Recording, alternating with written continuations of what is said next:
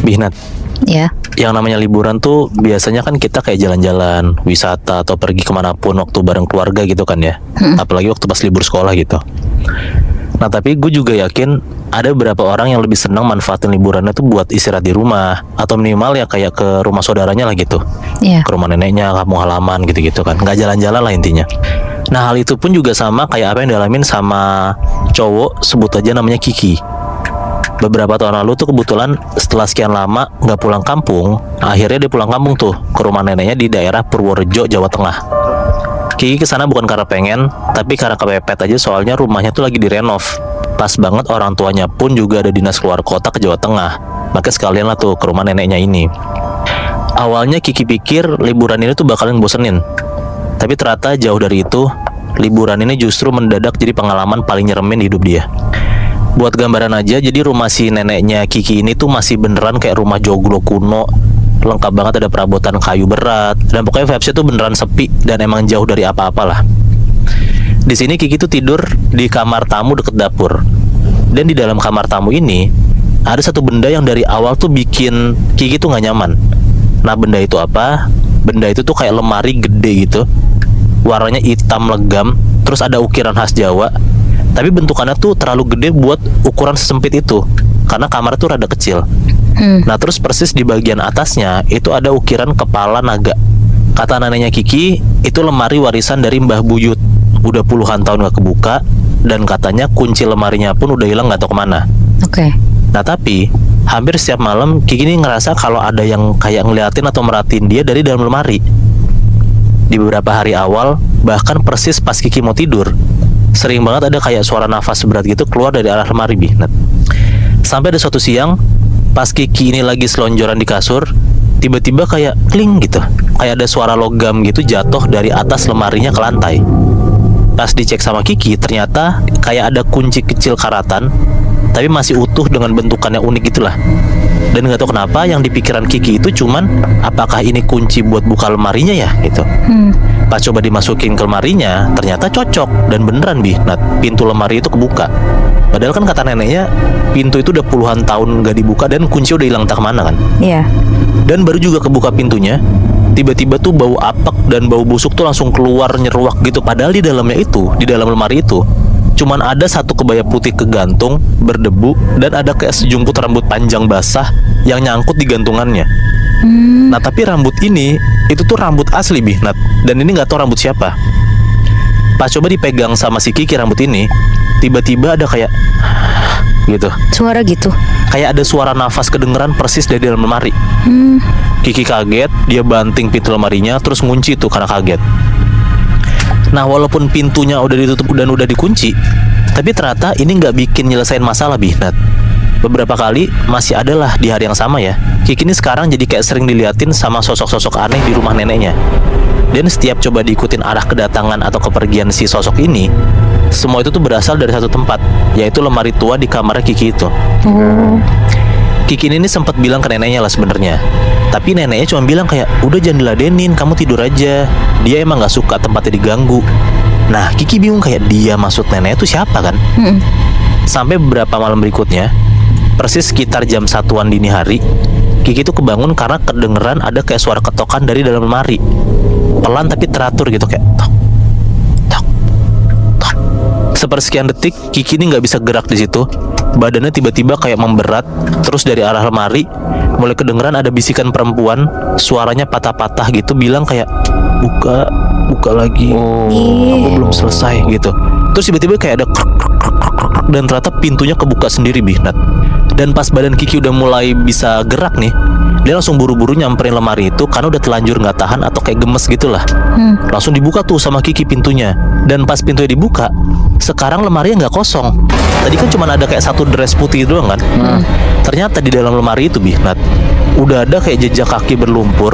Dan di sudut lemari ada kayak sosok cewek nih ya, bungkuk, rambutnya nutupin mukanya, udah berdiri diem aja, terus lehernya tuh bengkok. Aduh. Nah sosok ini ngomong, kamu yang buka, kamu juga yang harus ganti. Terus ketawa cekikikan, dan langsung tuh pintu lemari langsung kayak kebanting kenceng gitu. Setelah kejadian itu, besokannya tuh Kiki langsung kayak demam, badannya panas banget, terus kayak ada rasa menggigil. Dan karena dari bangun tidur tuh susah banget buat jalan ataupun buat gerak, makanya Kiki tuh cuma bisa kayak baringan aja di kamarnya. Terus Kiki baru ingat Nat, pas mendekati waktu maghrib, pelan-pelan nenek Kiki tuh kayak masuk ke kamar buat semacam naruh makanan, ngerapin barang-barang, bersih-bersih gitulah. Nah Kiki tuh yakin banget itu tuh neneknya lah kalau dilihat secara postur. Soalnya si neneknya tuh kayak ngebelakangin Kiki gitu, jadi nggak kelihatan mukanya. Sesekali Kiki tuh di situ ngajak ngobrol neneknya, tapi nggak dijawab sama sekali. Padahal secara posisi tuh neneknya sama Kiki tuh deket gitu. Yang satu di deket kasur, yang satu tuh lagi rebahan di kasur. Terus tuh nggak Nat, pas Kiki ini manggil agak kencang kayak Mbah gitu, di situ baru dijawab tuh, apa Ki, kamu nggak kenapa-napa kan Ki, mau mandi apa mau makan lagi? Nah tapi suara neneknya itu kedengeran dari jauh, dari luar kamar. Dan Kiki sadar ternyata nenek-nenek yang ada di kamarnya itu berarti bukan neneknya dong. Iya. Pelan-pelan langsung kedengeran tuh Nat, kayak gitu. Dilanjutin nafas berat. Terus sosok ini tuh makin gerak ngedeketin ke arah Kiki sambil terus ngebelakangin badannya ya, jadi kayak masih belum kelihatan mukanya tuh. Pelan-pelan rambutnya tuh jadi kayak makin panjang, jadi kayak gak mirip sama neneknya Kiki sama sekali. Terus pas sosok cewek ini nengokin wajahnya ke arah Kiki, mukanya tuh mirip banget sama sosok perempuan bungkuk yang ada di dalam lemari yang waktu itu Kiki lihat. Tapi kali ini mukanya tuh kelihatan Nat. Mukanya tuh beneran penuh luka sobek. Terus cuman diem aja kayak matung ngeliatin Kiki sambil senyum. Dan beneran di sebelah Kiki. Kiki ketakutan banget di situ, langsung manggil-manggil neneknya. Terus neneknya pun juga panik gitu ngedengar Kiki teriak-teriak kan. Langsung tuh neneknya jalan ke arah kamar Kiki. Dan lo tau nggak, di momen neneknya lagi jalan ke kamar Kiki, sosok perempuan ini tuh barusan kayak makin senyum lebar. Beneran lebar banget, orang kata Kiki tuh sampai robek banget gitu loh bibirnya karena saking lebar senyumnya. Terus pelan-pelan tangannya itu tuh langsung kayak nyakar-nyakar dan nyengkrem pergelangan kakinya Kiki. Makin lama makin kencang tuh genggamannya, dan Kiki tuh seolah-olah kayak sengaja diseret sampai jatuh dari kasur ke arah lemari. Tapi syukurnya pas banget tuh di tengah perjalanan, neneknya tuh langsung kayak ngebuka pintu kamarnya. Dan detik itu juga si sosok ini tiba-tiba kayak hilang gitu aja ke sudut lemari. Kayak bruk gitu. Terus langsung kayak lemari tuh kayak goyang-goyang kenceng gitu Nat. Neneknya di situ akhirnya sadar kalau ternyata Kiki ini nggak cuma digangguin tapi beneran diteror kali ini. Apalagi pas coba ngeliat kaki Kiki kan kayak masih ada kayak kelihatan bekas pegangan kuku yang tajam abis dicengkrem gitu kan. Di situ akhirnya neneknya Kiki ngomong, kamu harus minta maaf Ki, dia marah karena kamu udah buka rumahnya. Nah Kiki masih bingung kayak dia itu siapa gitu. Ditanyalah sama Kiki, dia itu siapa Mbah maksudnya? Neneknya jawab, Ningrum, itu tuh Ningrum. Dia dulu salah satu pegawai di rumah buyut Mbah. Dia tuh meninggal gara-gara kekunci di lemari itu waktu pas penjajahan Belanda. Lemes banget tuh di situ tuh Kiki. Nah habis itu nenek itu cuma nyuruh buat Kiki minta maaf dengan cara kayak nyalain dupa, taruh bunga melati persis di depan lemari, sambil minta maaf pelan-pelan gitulah di malam harinya. Udah tuh akhirnya dilakuin lah sama Kiki di besokan paginya tuh. Awalnya nggak ada reaksi apa-apa Nat. Tapi pas banget sekitar jam 1 dini hari, tiba-tiba seluruh bagian kamar tuh kayak berubah gitu aja. Dinding-dindingnya berubah hitam, langsung kayak ada bau anyir. Terus jam dinding beneran stop tepat jam 1 pagi. Dan dari segala arah tuh kedengeran suara kayak ngomong gini, sini gantian, kamu tidur di dalam, aku yang hidup di luar gitu. Terus ketika ada suara langkah kaki di lantai kayu kamarnya, cepet banget jalannya ke arah pintu lemari. Padahal nggak ada siapa-siapa di situ yang lewat.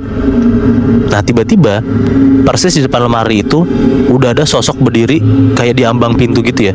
Rambutnya basah, mukanya pucet, dan matanya kosong Nat, bolong gitu loh. Ternyata itu tuh sosok perempuan yang ada di dalam lemari, yaitu si Ningrum itu.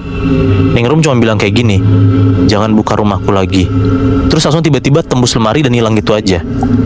Nah pokoknya sejak hari itu lemari ini tuh dikunci sambil ditutup pakai kayak kain kafan gitu. Terus kuncinya sengaja dibakar sebelum akhirnya dibuang nggak tahu kemana lah. Dan bener aja Nat, after dibuang kuncinya dan setelah si Kiki minta maaf itu, Udah nggak ada lagi tuh teror-teror atau kejadian yang dialamin sama Kiki dan mbahnya. Anjir. Tapi menurut gue jadi Kiki kesel juga sih sama nenek gue, kenapa nggak dikasih tahu gitu, at least diperingatin gitu loh. Oh, dari awal kalau lemari itu serem jadi Iya. apa gitu ya? Iya, bener. Lebih kasihan sama Ningrum juga sih. Ketika lo bilang dia tuh meninggal karena kekunci pas zaman penjajahan Belanda, wah gua nggak kebayang sih setersiksa apa dia Di momen itu ya. Di daerah Bandung ada satu restoran yang cukup terkenal. Orang-orang yang tinggal di daerah sana tuh pasti tahu lah tempat ini di mana dan apa namanya ya. Di resto ini sebenarnya nggak ngejual banyak menu. Menu yang direkomendasiin mereka itu yang paling terkenal ya. Itu ikan goreng sama ikan bakarnya. Usut punya usut, resto ini punya salah satu orang yang asli daerah Jawa Barat, yang emang besar dan udah sering ngembangin bisnis mereka di sektor makanan gitu. Jadi nggak cuma satu restoran ini doang di Bandung gitu loh. Restonya ukurannya ya lumayan gede. Makanya di resto ini punya banyak banget karyawan. Kira-kira tuh sekitar ada 20 karyawan gitu lah. Dengan ukuran yang lumayan luas, resto ini tuh jadi kayak terkenal setiap hari tuh penuh. Dan sering banget antrean tuh panjang banget lebih, Nat. Tapi suksesnya tempat ini tuh sering banget jadi pembicaraan sama banyak orang. Banyak orang ngejudge juga, katanya restoran itu penuh karena pesugihan atau pakai penglaris gitu. Nah ini tuh makin jelas banget setelah beberapa karyawan mereka itu juga nemuin hal-hal janggal.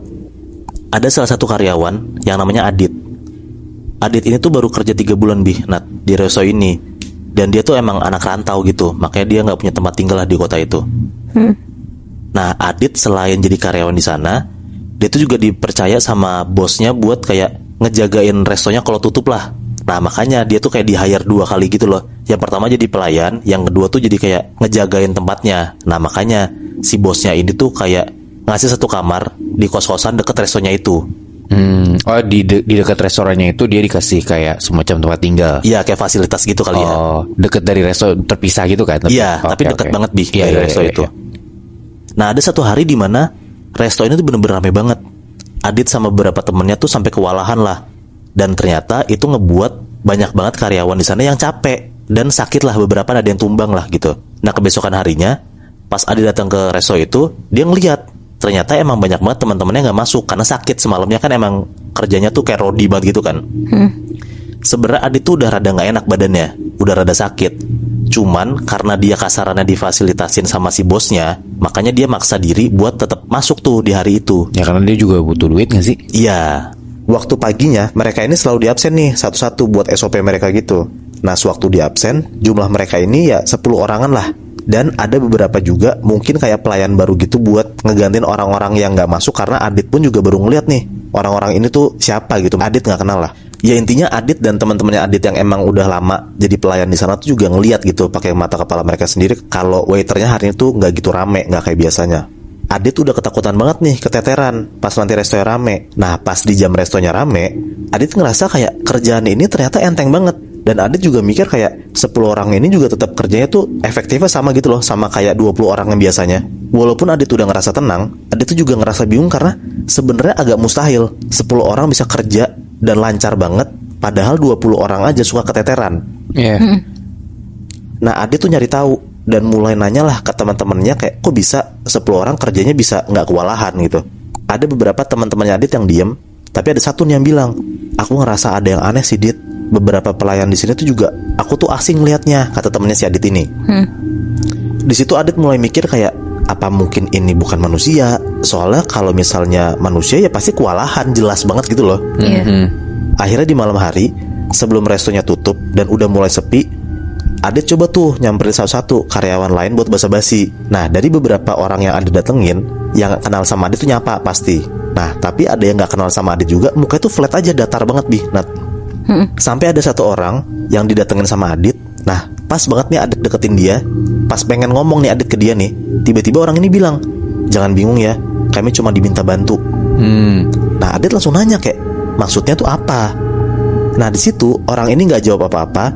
Dia tuh langsung kayak ngajak Adit ke satu tempat gitulah, kayak ada geser ngajak gitu. Nah Adit yang bingung dan kayak penasaran juga, akhirnya dia nurut lah sama orang ini, ngikutlah nih si Adit. Jadi kayak orang ini jalan di depan, Adit di belakangnya. Nah padahal Adit pun juga baru ngeliat pelayan ini siapa gitu. Adit nggak kenal lah. Baru pertama kali juga dia ngeliat ada orang ini di restoran ini. Si orang ini kayak ngajak Adit ke satu ruangan di belakang dapur yang Adit pun juga nggak pernah ngeh kalau ada ruangan itu. Karena di dekat dapur ini ada kayak satu pintu dan nggak pernah dibuka. Jadi Adit juga baru ngeh kayak, oh ada pintu bisa dibuka. Ngikutlah nih dia masuk ke dalam. Oke. Anjir, terus Masuklah Adit ke ruangan ini bareng sama si orang ini. Nah ternyata pas dia buka dan dia masuk jalannya ke dalam, ternyata nih ada lorong panjang dan penyinarannya tuh cuma lilin-lilin kecil doang di setiap langkahnya dia. Oh. Adit berkali-kali nih nanya nih ke orang ini, mau kemana, ini mau kemana gitu. Tapi orang ini diem aja. Sampai Adit pun juga takut buat nanya lagi. Nah pas Adit balik badan, kayak dia tuh akhirnya takut gitulah buat ngikut masuk ke dalam. Nah Adit balik badan, orang ini tuh langsung kayak genggam kencang banget tangannya Adit dan narik Adit buat ngikut lagi sama dia jalan lagi ke dalam gitu. Hampir kayak 1-2 menit jalan. Di setiap beberapa langkah, badan orang ini yang ada di depan Adit tuh ngerasa kayak makin gede gitu loh. Tapi tuh dia coba nahan dan dia tuh sebisa mungkin gak takut lah gitu. Sampai akhirnya nyampe nih dia ke kayak di ujung ruangan gitu, ada pintu nih di depannya. Nah si orang ini bukalah pintu ini. Nah pas si Adit lihat orang ini lagi buka pintu, muka orang yang dia ikutin ini berubah Nat. Kayak muka tuh serem banget, kayak monster gitu. Dan orang ini nengok ke belakang ke arah Adit, gigi dia tuh kayak gede banget gitu loh. Wah anjir serem banget. Nah Adit kaget lah dan dia gak bisa ngomong apa-apa. Akhirnya dia langsung tuh ngikut aja masuk ke dalam ruangan itu. Di dalam ruangan itu Adit lumayan tenang karena Adit ngeliat ada si pemilik restonya di dalamnya. Yang dia kenal juga. Kenal juga pemilik restonya ini. Oke. Nah di pikiran Adit ya orang ini juga terlalu kaya mungkin, makanya punya ruangan tersendiri gitu. ya. Adit langsung lah salamin si pemilik ini dan ya respect gitu. Dan tiba-tiba si Adit ini langsung disuruh duduk di satu kursi sama si pemilik restonya. Pas Adit duduk, di depan Adit itu tiba-tiba nongol ada sosok besar tinggi yang lidahnya panjang banget Nat. Di situ tuh Adit takut banget, dia tuh histeris teriak-teriak gitulah pokoknya karena dia kaget banget tiba-tiba ada sosok makhluk halus gitu. Nah ternyata sosok ini tuh genderuwo dan si Adit ngeliat genderuwo itu lagi ngejilatin banyak banget piring. Piring restoran itu. Iya. Pemilik resto ini langsung pegang pundaknya Adit terus dibilang, keluarga kamu saya biayain Dit, kamu tenang aja, jangan bilang siapa-siapa. Akhirnya Adit cuma bisa nge-freeze dan dia tuh nyaksiin tuh hal yang baru pertama kali dia ngeliat. Karena dia gak pernah nyangka kalau misalnya ternyata resto dia tuh kayak gini gitu loh. Abis dari malam itu beritanya tuh langsung kesebar Nat. Karena Adit tuh gak bisa nahan sendiri rahasia besar ini. Jadi dia sebarin Muy. Iya, dia langsung ngomong tapi cuman ke beberapa pelayannya doang gitu loh. Kayak orang yang emang dia deket gitu, cuma 2-3 orang doang. Nah ternyata terjawablah semua nih. Ternyata resto ini tuh pakai pesugihan dan ngejadiin genderuwo ini jadi penglarisnya. Nah piring-piring yang genderuwo jilatin ini ya bakal dipakai sama tamu-tamu di sana. Itu juga ngebuat kenapa makanannya kalau makan di tempat itu enak, tapi kalau dibawa pulang itu tuh jadi nggak enak gitu lebih. Nat. Ya karena makan di tempat itu ya enak rasanya karena udah dijilatin sama si genderuwo itu. Wah anjing serem banget. Tapi berarti kalau menurut gue ya Muy, itu hitungannya gak cuma satu genderuwo doang dong. Pelayan-pelayan yang lu bilang tadi juga hitungannya makhluk-makhluk halus gak sih? Nah bisa jadi karena si sosok ini kan bilang kita cuma diminta bantuin. Nah gue gak tahu tuh sosok ini apakah emang jelmaan doang atau penglarisnya juga. Gue juga masih kurang paham tuh. Tapi yang jelas adalah ada satu sosok yang emang jadi penglaris resto ini, ya si genderuwo itu. Beda dari kalian Muy, Bi, yang nyeritain korban pelet. Nah kalau gue tuh mau ceritain pelaku peletnya. Oh wow. Jadi ini cerita point of view dari si orang yang ngelakuin pelet. Betul. Gokil. Kita sebut aja namanya Arif. Sekarang umurnya 30 tahun dan dia tuh tinggalnya di Bekasi. Cerita ini tuh terjadi pas Arif masih duduk di bangku SMA. Sejak SMA, Arif tuh emang tertarik banget lah sama dunia-dunia supranatural, khususnya sama ilmu-ilmu yang berbau klinik gitu. Alasan si Arif suka karena rasa penasaran dia tuh tinggi banget. Akhirnya dia pengen ngebuktiin sendiri. Nah, walaupun dia tertarik sama dunia kayak gitu, tapi prinsipnya dia tuh tetap dia nggak akan percaya kalau dia nggak ngeliat pakai mata kepalanya sendiri. Oke, jadi mulainya ini tuh dia kenalan sama ada cowok namanya Haris. Haris ini tuh tukang bangunan, asalnya tuh dari pesisir ujung Jawa Timur. Oke. Dan kerjaannya dia tuh ngerenovasi sebuah ruko di dekat rumahnya si Arif. Oke. Untuk umurnya mereka berdua tuh nggak jauh beda. Haris cuma 2 tahun lebih tua dari si Arif. tapi dia tuh putus sekolah, jadi cuma sampai tamatan SMP aja. Singkat cerita, Arif tuh jadi sering mampir nih ke rukonya si Haris. Dan setelah selesai kerja, ngobrol-ngobrol panjang dan akhirnya mereka jadi deket banget tuh. Jadi kayak lebih kenal satu sama lain. Sampai ada satu malam, obrolan Arif sama Haris tuh tiba-tiba menjurus ke topik yang berbau-bau supranatural. Jadi si Haris tuh nanya, "Rif, kamu percaya nggak sama ilmu klinik atau dunia mistis? Pelet misalnya." Terus dijawab nih, "Gimana ya? Ya percaya nggak percaya sih, cuma pernah denger aja. Tapi nggak pernah ngeliat langsung, jadi masih 50-50 deh." Terus si Haris tuh bilang, "Ya udah, gimana kalau gue ngebuktiinnya depan muka lo?" Terus si Arif tuh kayak kaget kan, terus dia ngomong, "Oh ya udah boleh, kalau emang kebukti di depan mata kepala gue bisa, berarti gue percaya nih kalau ilmu itu emang ada." Nah akhirnya si Haris ngerencanain waktulah dia buat ngebuktiin ke Arif. Singkat cerita, hari yang dinanti-nanti mereka tuh datang. Arif sama Haris sepakat buat iseng-iseng pergi ke satu mall.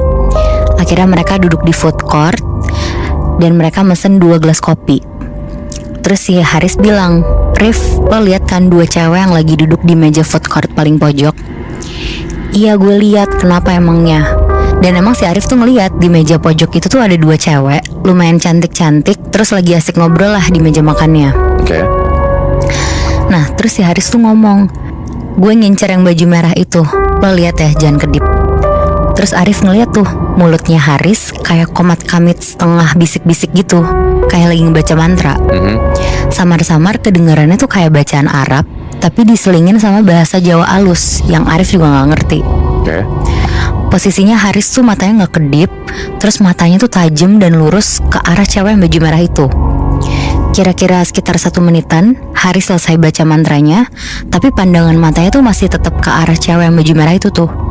Dan gak berapa lama, tiba-tiba cewek baju merah itu tuh nengok ke Haris dan tatap-tatapan tuh sama si Haris. Spontan tuh si Haris langsung nepok-nepok pahanya pakai tangannya dia sendiri 3 kali. Terus tiba-tiba cewek baju merah itu tuh langsung senyum ke Haris. Oh.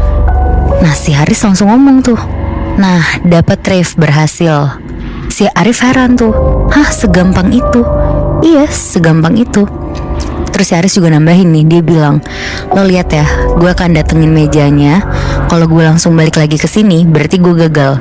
Tapi kalau gue bisa sampai duduk di sana sama mereka, berarti gue berhasil lah." Haris langsung lah pergi dari kursinya, terus dia langsung jalan ke meja si cewek ini. Si Arif ngeliat nih, Haris mulai sapa-sapaan sambil ngasih tangannya buat salaman. Terus gak lama dia akhirnya duduk lah di meja 2 cewek itu.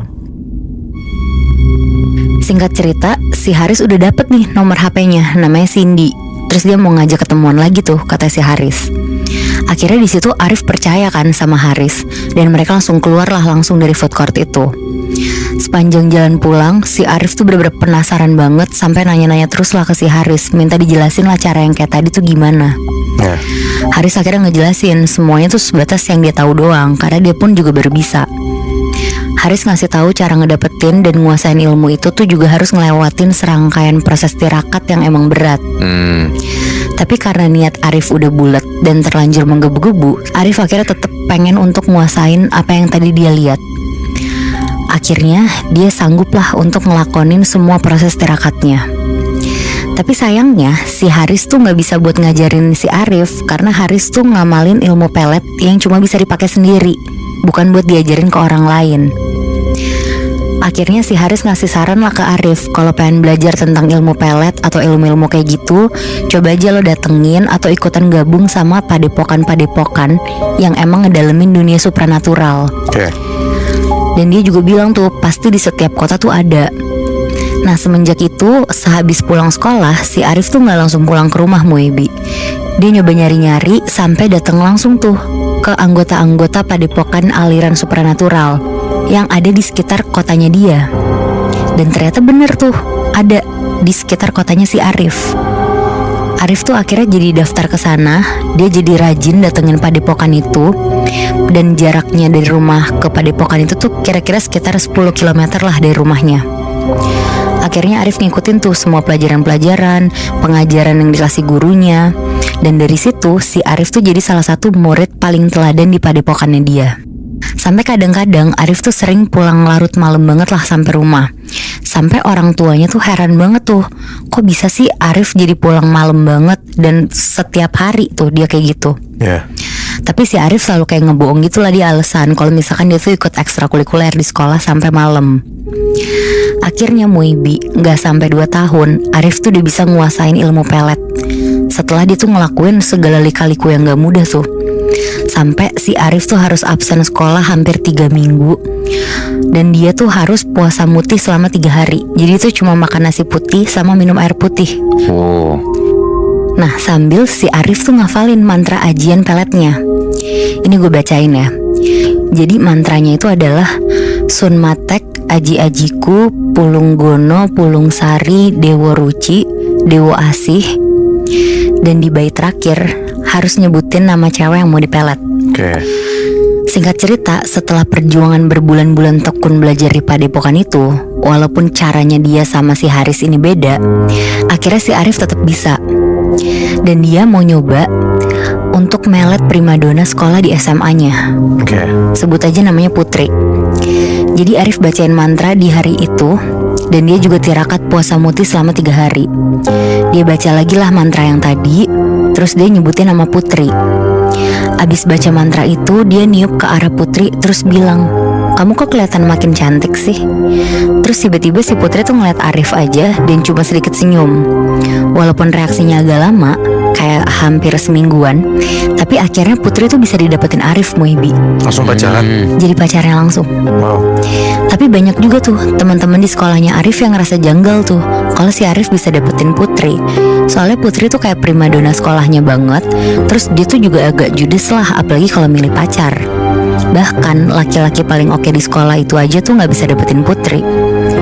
Nah semenjak kejadian itu, Arif tiba-tiba malah jadi salah satu siswa yang paling populer lah di SMA-nya. Bahkan bukan karena prestasi belajar, tapi karena dia berhasil dapetin si Putri ini. Akhirnya dengan ilmu pelet yang dia punya, sampai Arif lulus SMA dan kuliah, Arif tuh selalu ganti-ganti pasangan atau pacar gitu. Nah karena Arif makin penasaran dan makin bikin Arif terobsesi sama praktek pelet ini, ada satu cerita nih Muibi. Pas Arif masih kuliah, dia tuh ketemu cewek. Awalnya Arif tuh sempet gak mau pakai ilmu pelet yang dia punya, karena Arif tuh kuliah keluar kota kan, dan kuliahnya juga di daerah Malang. Jadi cewek ini juga kuliahnya satu kampus sama si Arif. Dan cewek ini tuh dari Bali. Sebut aja namanya Dini. Dini tuh cantik, kulitnya putih, rambutnya panjang hitam, dan dia tuh tergolong mahasiswa yang lumayan pinter. Dini tuh ngekos di dekat kampus, dan dia tuh kayak cewek yang pinter nyanyi dan sering banget ngambil side job untuk kayak nyanyi di kafe-kafe gitu.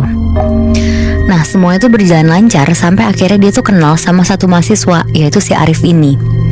Jadi si Arif tuh sering ngeliat Dini ngisi acara-acara di kafe, dan inisiatif lah nawarin untuk ngisi acara internal organisasinya si Arif ini di kampus. Nah nerima tawaran ini, akhirnya si Arif sama Dini tuh jadi makin dekat karena sering ketemu, terus sering diskusi.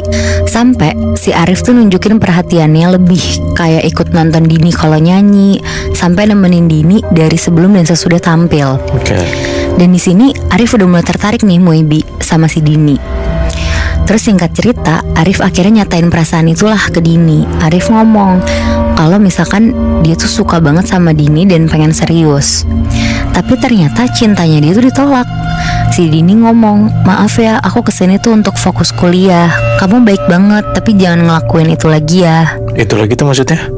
Kayak nembak si Dini gitu. Oh. Arif akhirnya cuma senyum dan pamit lah buat pulang. Pas di rumah, dia kesel tuh sampai tembok, lemari, meja, kursi tuh dihancurin semua, dijadiin bahan pelampiasannya dia. Si Arif tuh juga sampai gak bisa tidur saking emosinya. Akhirnya si Arif tuh bener-bener gak masuk kampus sampai 1 minggu Muibi. Dan akhirnya si Arif niat untuk tirakat lagi dan gunain peletnya. Oke. Bahkan dia sampai datengin rumah dukun untuk minta pelet yang lebih kuat lagi. Oh.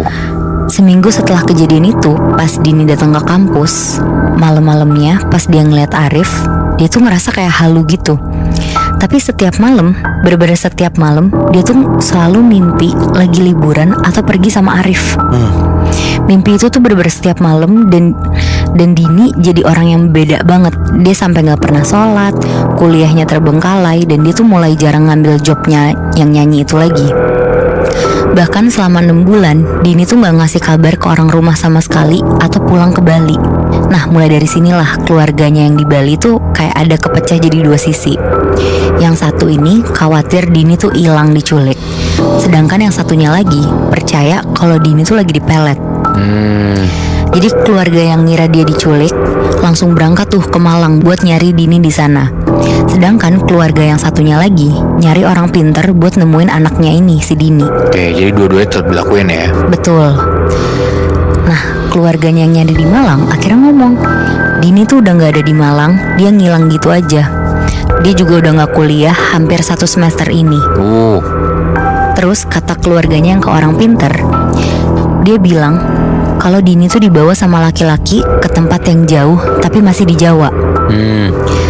Nah, keluarganya di situ nggak tahu kan harus percaya yang mana. Tapi kalau diperhatiin lagi, 2 hal itu tuh kayak berhubungan gitu kan. Akhirnya mereka nyari Dini lewat jalan yang beda, tapi sama-sama nemuin titik terang nih Moebi. Sampai akhirnya salah satu kerabatnya Dini ini ketemu sama seorang pendeta Hindu dari timur Bali. Dan pendeta ini tuh ngomong, oh dia dibawa ke Jakarta sama seseorang. Akhirnya keluarganya di situ mohon-mohon tuh ke pendetanya biar si Dini tuh bisa sadar lagi. Awalnya pendeta ini tuh nolak, tapi ngelihat penderitaan keluarga Dini, akhirnya kasihan lah dan nerima permohonan itu. Tenang, Dini tuh masih hidup. Seminggu lagi saya coba tarik. Sampai akhirnya si pendeta ini tuh mulai ngelakuin lah ritual narik urip atau manggil dari jarak jauh. Akhirnya pendeta ini mulai meditasi dan masuk ke alam sunya loka atau dimensi lain. Di dalam tempat yang sunyi sama gelap, terus sedikit berair dan lembab, tiba-tiba pendeta ini tuh ngedenger ada suara getaran gigi dari kejauhan. Terus pendeta ini langsung ngomong, nah ini dia nih penyebabnya. Ternyata tiba-tiba Moebi muncul sosok genderuwo gede, bertaring, panjang dan berbulu lebat. Terus matanya tuh bersinar kayak rubi merah gitu tuh ke arah pendeta ini. Dan pendeta ini benar-benar langsung melesat ke arah genderuwo itu. Jadi kalau orang sakti ngelihat ke arah langit, pasti akan ngelihat ada 2 cahaya yang kayak lagi terbang gitu, saling nabrak satu sama lain. Karena pertarungan antar pendeta sama genderuwo ini tuh cuma bisa dilihat sama sebagian orang aja lewat mata ketiganya. Genderuwo ini tuh kayak perwujudan dari dukun tempat Arif nyari pelet itu. Dukun ini tuh pakai sarana jin genderuwo yang ditangkap dari sebuah tempat kayak hutan gitu. Hampir 2 jam ngelakuin perlawanan, akhirnya genderuwo ini tuh kalah.